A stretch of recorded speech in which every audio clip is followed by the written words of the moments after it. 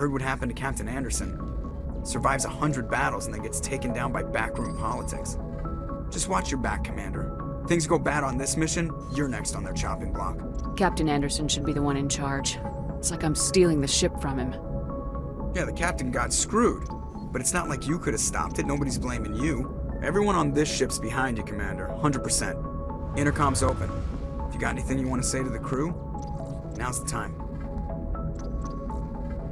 This is Commander Shepard speaking. We have our orders. Find Saren before he finds the conduit.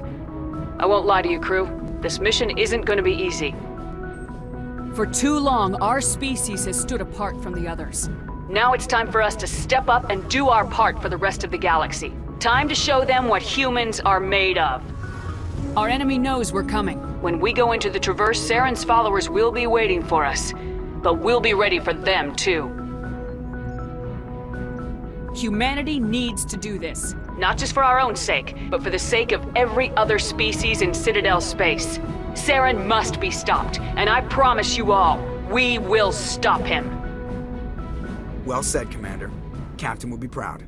The captain gave up everything so I could have this chance. We can't fail. Yes, ma'am. Commander, something you need? How's the Normandy performing? Is she everything they said she'd be? She's the best ship in the fleet. If you've got a pilot who knows how to handle her. Balance isn't what you'd expect. Takes a while to get used to that oversized drive core we got stuffed in the back, and her power can sneak up on you if you're not careful. The Normandy's probably too much ship for your average Alliance pilot, Commander. Lucky for you, I'm anything but average. I like to know my crew. Mind if I ask you a few questions? I can see where this is going. You did a background check on me, didn't you? Well, I'll tell you the same thing I told the captain. You want me as your pilot. I'm not good. I'm not even great. I am the best damn helmsman in the Alliance fleet. Top of my class in flight school, I earned that. All those commendations in my file, I earned every single one. Those weren't given to me as charity for my disease. I'm sorry, Joker. I didn't even know you were sick. You mean you didn't know? Oh, crap. Okay, I've got Vrolik syndrome, brittle bone disease. The bones in my legs never develop properly. They're basically hollow, too much force and they'll shatter. Even with crutches and my leg braces, it's hard to get around. One wrong step and crack! It's very dramatic, but I've learned to manage my condition, Commander. Put the Normandy in my hands and I'll make her dance for you. Just don't ask me to get up and dance unless, you like the sound of snapping shin bones. Why does everyone call you Joker? It's a lot shorter than saying Alliance Flight Lieutenant Jeff Moreau. Plus, I love to make little children laugh. You're dodging the question. Look, I didn't pick the name. One of the instructors in flight school used to bug me about never smiling. She started calling me Joker, and it stuck. Why didn't you ever smile? Hey, I worked my ass off in flight school, Commander. The world's not gonna hand you anything if you go around grinning like an idiot. By the end of the year, I was the best pilot in the academy, even better than the instructors, and everybody knew it. They'd all got their asses kicked by the sickly kid with the creaky little legs. One guess who was smiling at graduation? I need to know more about this Vrolik syndrome if I'm putting my ship in your hands. Yeah, of course you do.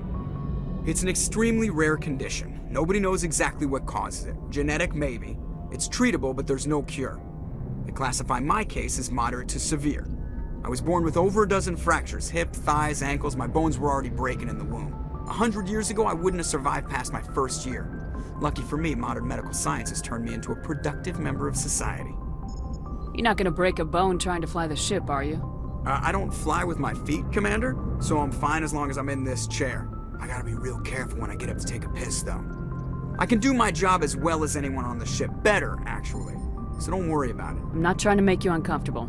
Let's talk about something else. Whatever you want, Commander. How'd you end up joining the Alliance? Look, if you're looking for an inspirational tale of the crippled kid overcoming impossible odds, you're gonna be disappointed. My mother was a civilian contractor working for the Alliance. I basically grew up on the Arcturus station back when they were building up the fleets. Spend all that time around Alliance ships, there's a good chance you'll end up going to the Academy. I have to go. All right, see ya.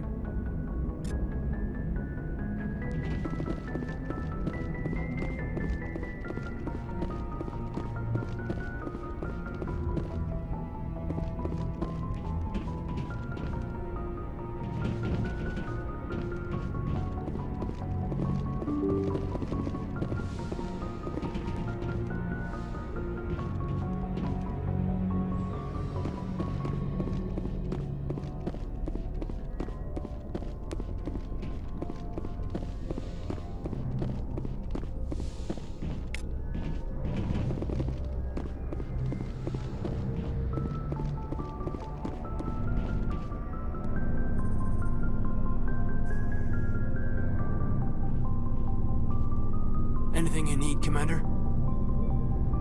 Just trying to get a sense of where the crew's at. Thoughts? I've wasted enough of your time for now, Commander. We'll have time for personal debriefings later. What's your opinion on the last mission? I don't see how we could have done things any better. At least not without getting to Eden Prime sooner. And we were on the scene faster than any other Alliance ship could have been. We'll talk another time, Lieutenant. Commander?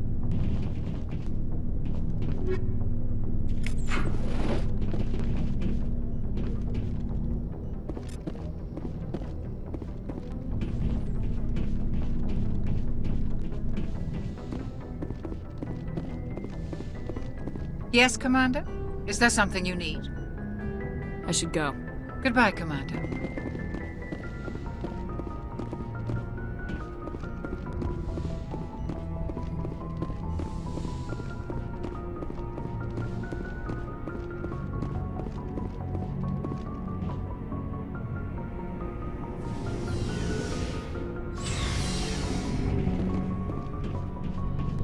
Looking for supplies? Let's see what you got. You bet, Commander.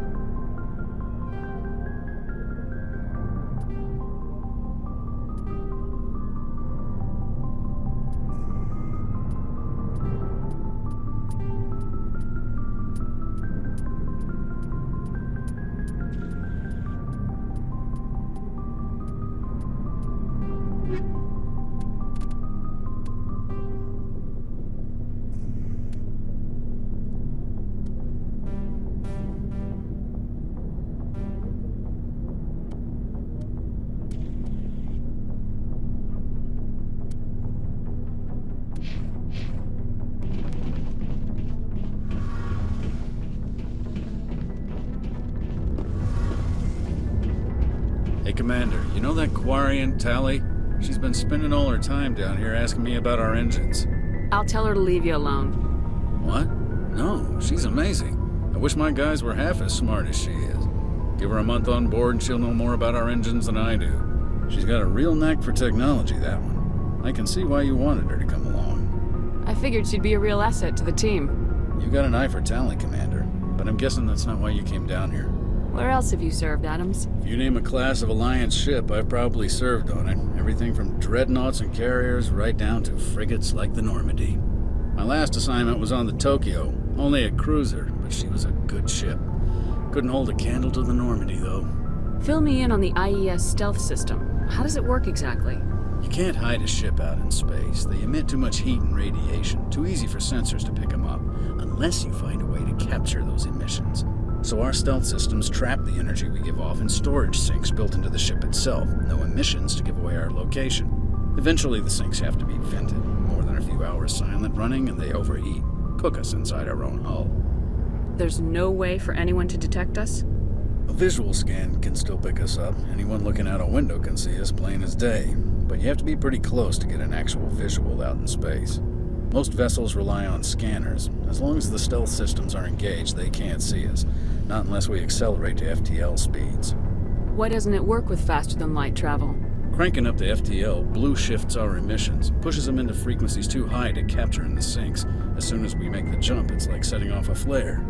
Sensors can pick up our location whenever we enter or exit FTL flight, but for short-range missions, our stealth systems are amazing, and we've got the only one. I want to know more about the Normandy.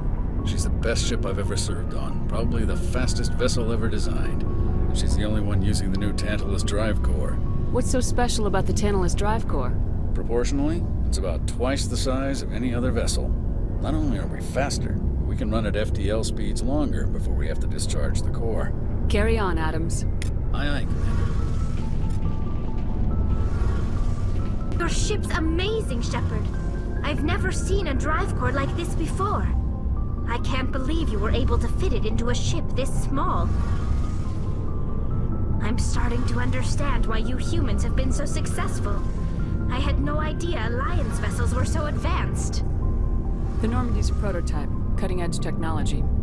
A month ago, I was patching a makeshift fuel line into a converted tug ship in the flotilla.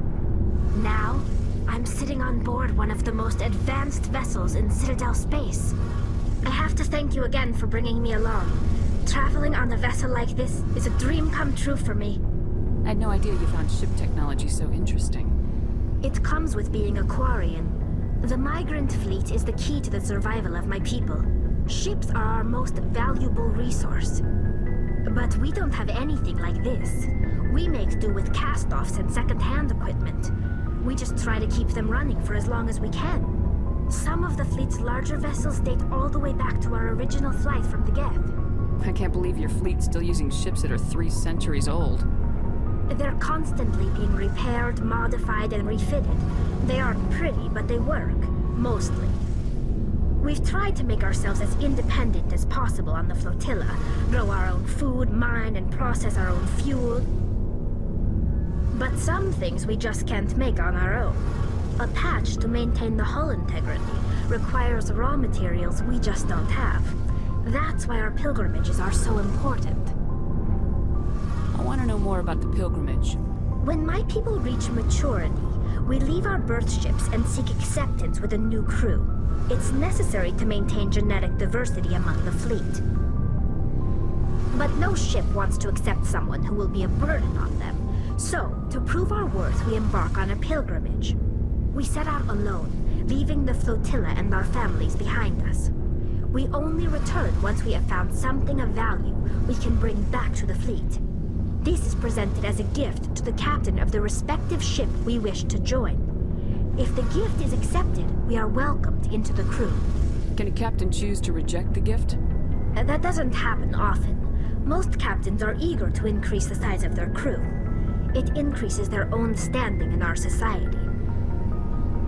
Even when a gift is not particularly valuable, the captain usually accepts it out of a sense of tradition. However, there is a stigma to presenting a substandard gift.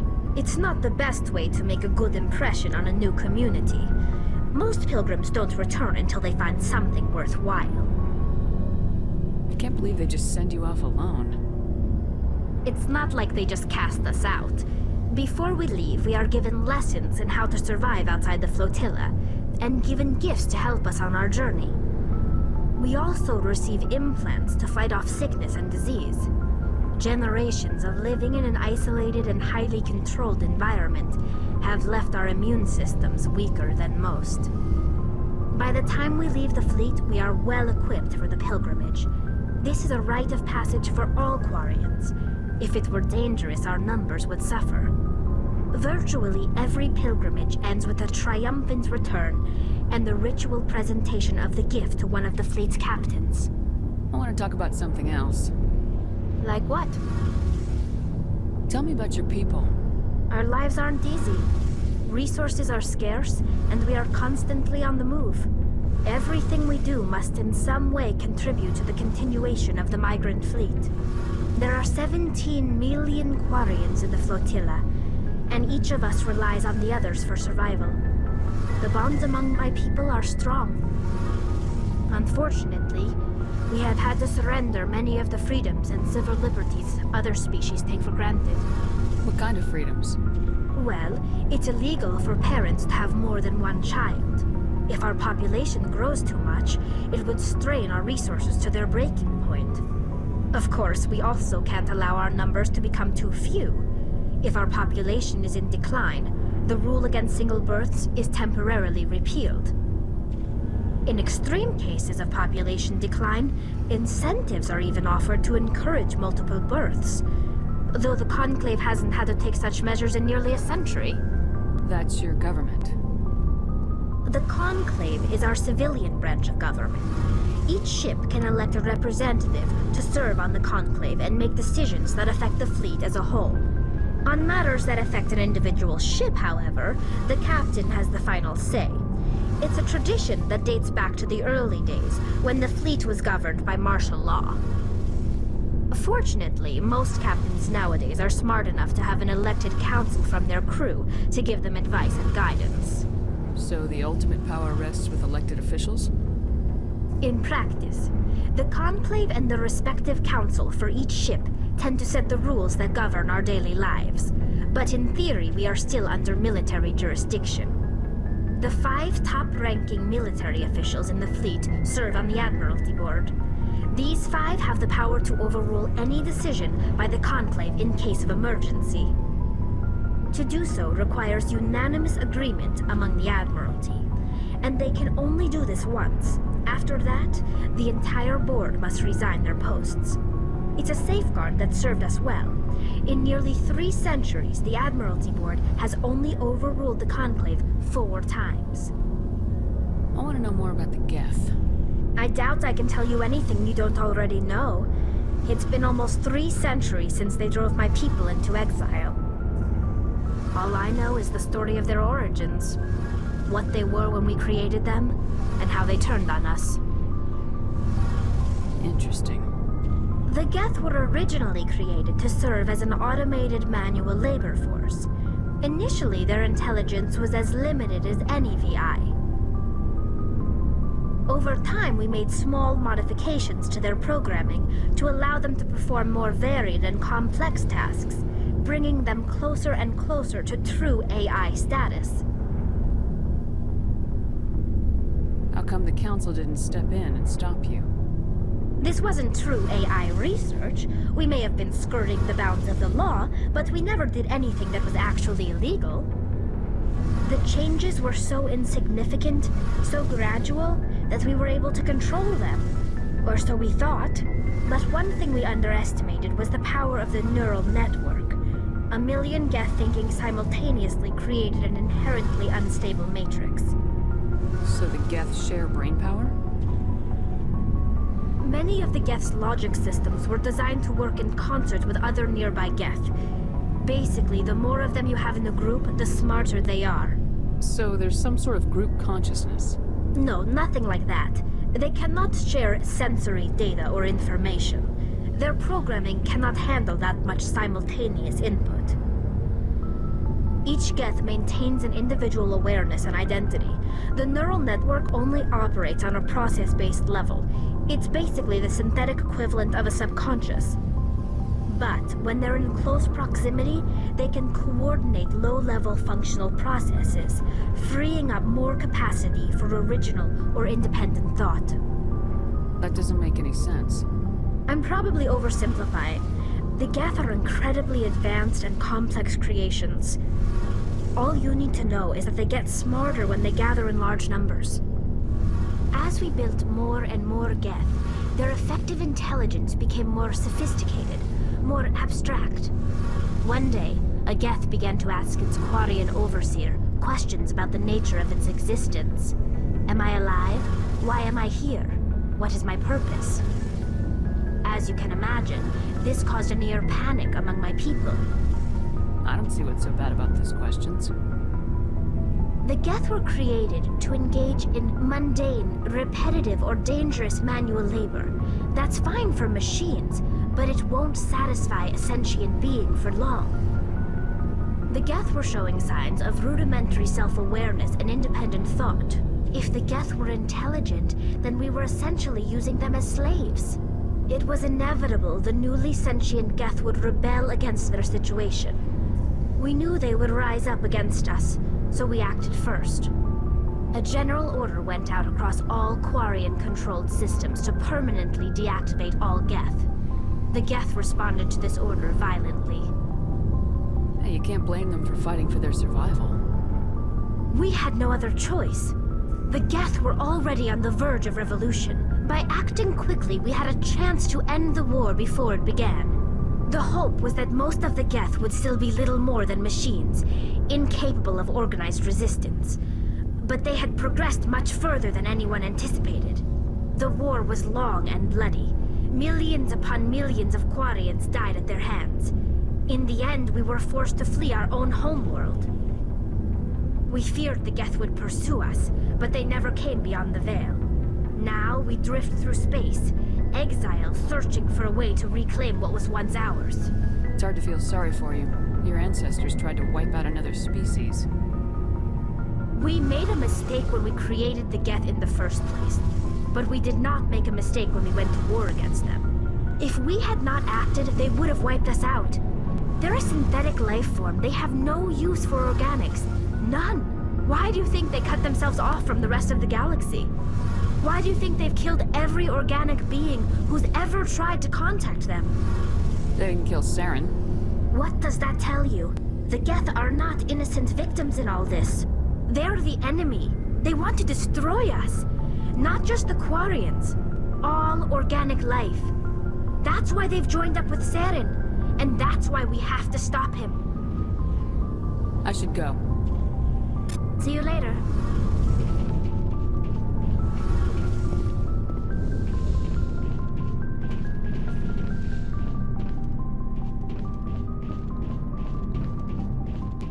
Thanks for bringing me on board, Commander. I knew working with the Spectre would be better than life at CSEC. Have you worked with the Spectre before? Well, no, but I know what they're like. Spectres make their own rules. You're free to handle things your way.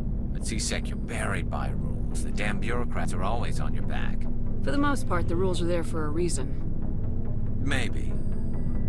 But sometimes it feels like the rules are only there to stop me from doing my work. If I'm trying to take down a suspect, it shouldn't matter how I do it, as long as I do it. But CSEC wants it done their way. Protocol and procedure come first. That's why I left. So you just quit because you didn't like the way they do things? There's more to it than that. It didn't start out bad, but as I rose in ranks, I got saddled with more and more red tape. CSEC's handling of Saren was typical. I just couldn't take it anymore. I hate leaving. I hope you made the right choice. I'd hate for you to regret it later. Well, that's sort of why I teamed up with you. It's a chance for me to get off the Citadel, see how things are done outside CSEC. Either way, I plan to make the most of this. And without CSEC headquarters looking over my shoulder, well, maybe I can get the job done my way for a change. If getting the job done means endangering innocent people, then no. We get the job done right, not fast. Got it? I wasn't trying to. I understand, Commander.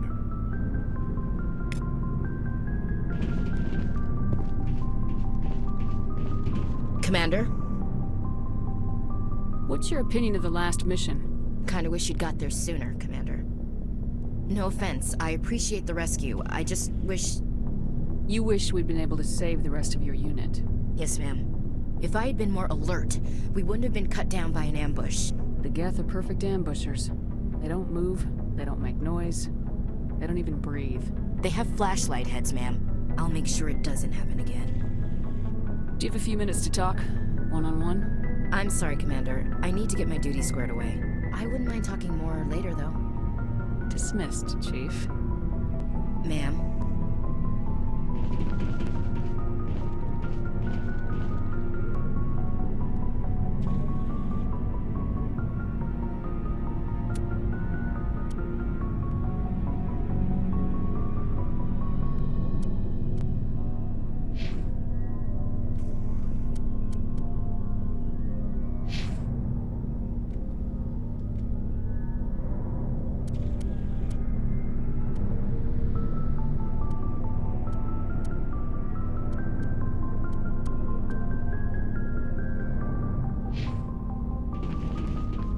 Nice ship you got, Shepard.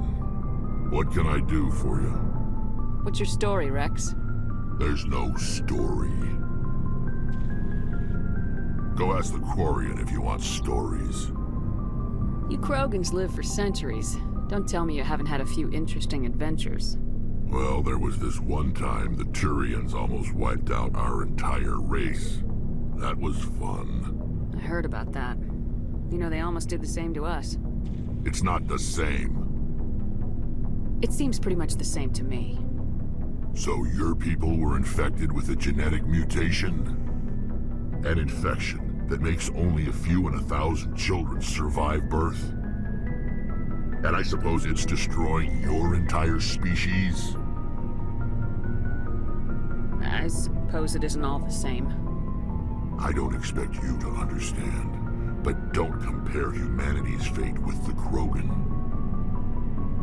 I was just making conversation. I wasn't trying to upset you. Your ignorance doesn't upset me, Shepard. As for the Krogan, I gave up on them long ago. The genophage infected us, but it's not what's killing us. What can you tell me about the genophage? Ask the Solarians if you want details. They made it. All I know, it makes breeding nearly impossible. Thousands die in stillbirth, and most never get that far. Every Krogan is infected. Every one. And no one's rushing to find a cure.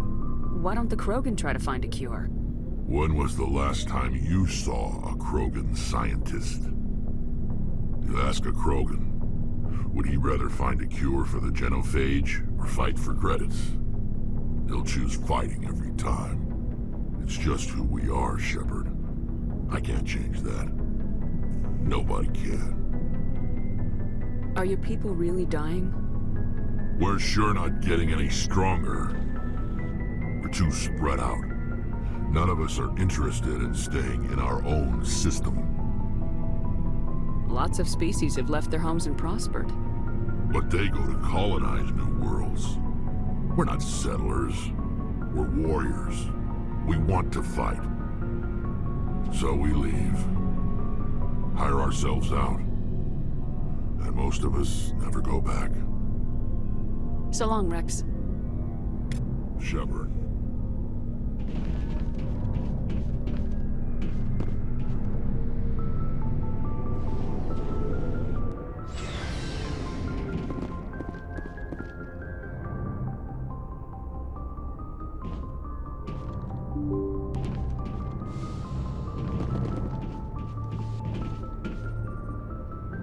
If anyone has to take over for Captain Anderson, I'm glad it's you. I'm not sure about having non-humans on our ship, though. We're all on the same team here, Presley. With all due respect, ma'am, that's what they said about Nihilus. Look how that turned out. I'm in charge here, Presley. I decide if we have non-humans on this vessel. Yes, ma'am. Understood, ma'am. Speak freely, Presley. I want to know if you have a problem with non-humans. It's not that, Commander. Humanity has always handled its own problems. Saren attacked one of our colonies. We should be the ones to stop him. We don't need their help. Some people think asking for help is a sign of weakness. That's just being stupid and stubborn. No matter how strong you are, allies can make you stronger. I guess so. Maybe I'm just stuck in the old ways of thinking. But don't worry, Commander. This won't be a problem. How did you end up assigned to the Normandy? I signed up with the Alliance as a navigator right out of school, following in my grandfather's footsteps, I guess. My first posting was on the Agincourt. We were one of the first reinforcements to arrive at Elysium after the Blitz hit. Those raiders were no match for an Alliance frigate. Of course, the only reason the colony was still standing was because of you, Commander. I can't believe you held out as long as you did. How'd you end up on the Normandy? I got my officer's commission after Elysium. Must have made an impression on the right people. Captain asked for me when he was picking his crew. Carry on, Presley. Yes, ma'am.